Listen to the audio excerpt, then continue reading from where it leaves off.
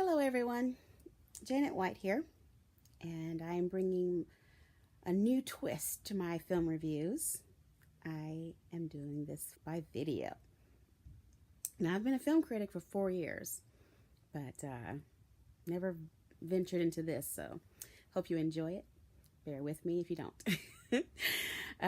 So yesterday I screened 50 Shades Freed, and it is the third and final chapter, possibly, uh, of the series of films that were based on the book series by E.L. James. Thank you, E.L. James, because this is a really good story. I may not always agree with how the films were done, but I do enjoy the story regardless. 50 Shades Freed, I would say, is the best of the three, and it's actually very hard to trump the original. The first film was, the established the whole story, the introduced the characters, and the feel that Sam Taylor gave to it was palpable. And I do miss you, Sam. No offense, James Foley. Just saying that she put a different twist on it, and it felt right. Not that your version feels good too. It's rushed.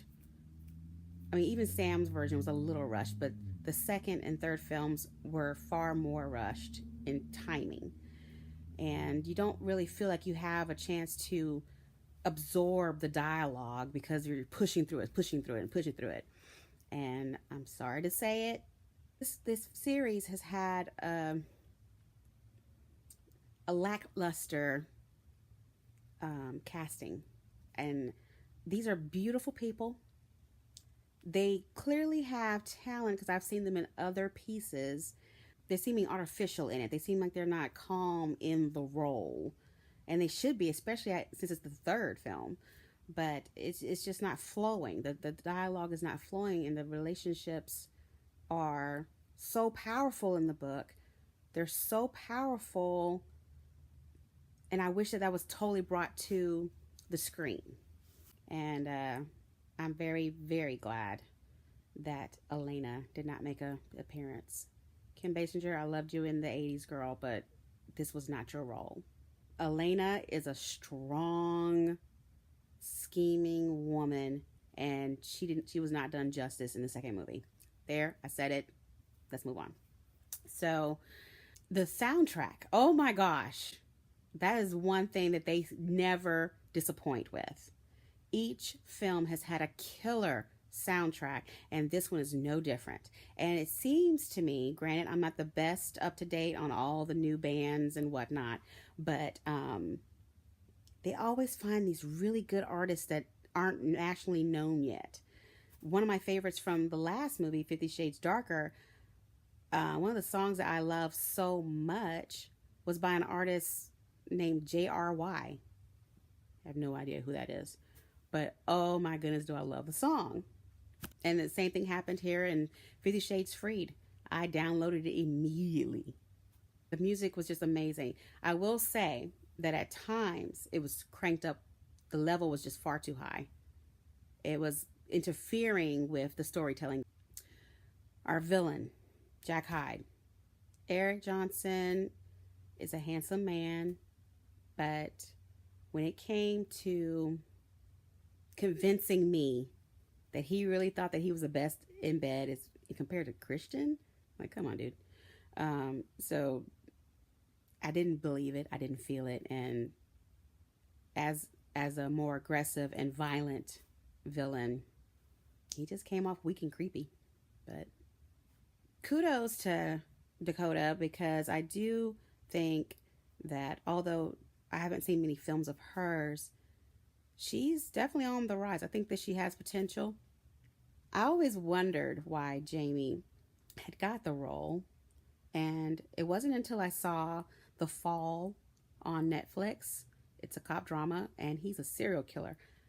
That's when I realized it clicked. I was like, oh, it's his intensity. For George Unfairly, Jamie Dornan has amazing intensity with the way he can look at something and not say a single word, and you still get the intent. You still get the dominance. You still get the strength that lies behind his eyes. So kudos to you, Jamie. Good job. Um, the rest of the cast are back, and I will say this: I was unbelievably proud of the performance of Luke Grimes. Okay, Luke, I first saw you in True Blood, man, and I hated that you were replaced. And I don't know if you had something else to do, but I was really looking forward to seeing what would happen between you and Jess. But seeing you as Elliot Gray is very enjoyable. And well, okay, those of you who've read the books, you know what happens in the third book as far as Elliot and Kate. So hopefully you know where I'm hinting at. But let's just say he nailed it. Oh my goodness, did I believe him when he did his thing. Yeah. Guess, is there anything else I should share? Let's look at my little black book here. Let's check it out. The playfulness between Anna and Christian is more oh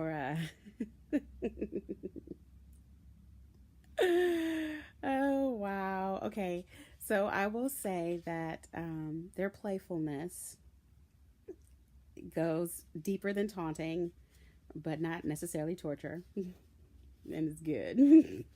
It is good. I recommend watching it because I think movies have different purposes, and this one caters to the hedonistic, the hopeful romantic. I say hopeful because a woman can't change a man, just saying. But no, it has an appeal. It has a following.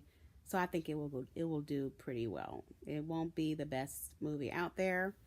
It doesn't disappoint you as much as you might think it would. It really was enjoyable. So check it out.